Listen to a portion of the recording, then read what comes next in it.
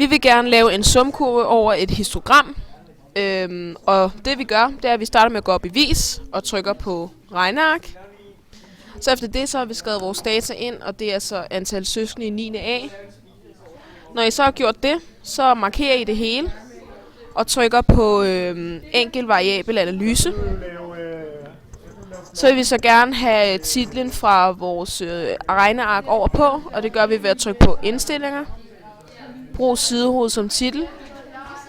Så står den der. Så trykker vi analyser. Så har vi så den her.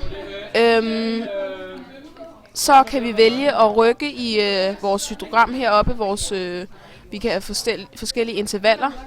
Og vi har så valgt, at vores interval skal ligge på 6. Så efter det, så går vi op på den her. Nu var det så i forvejen, så vi går ned i boksblotten og ændrer det til hydrogram, fordi det er det, eller histogram, fordi det er det, vi skal bruge. Så her kan vi så også ændre på den, så den står lige ligesom den anden. Så efter det, så går vi op på den her, trykker, og så vælger vi at gå ned og trykker på kurve. Så efter det, så går vi op i den her, trykker akkumuleret, og derefter går vi op i graf og trykker på vis net.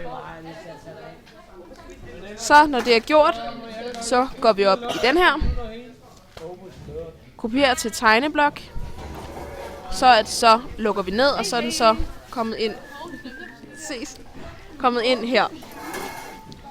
Godt. Efter det går vi op i vi højreklikker, trykker på egenskaber, og undskyld, det var ikke den. Vi højreklikker, tegneblok, og går op i y-akse,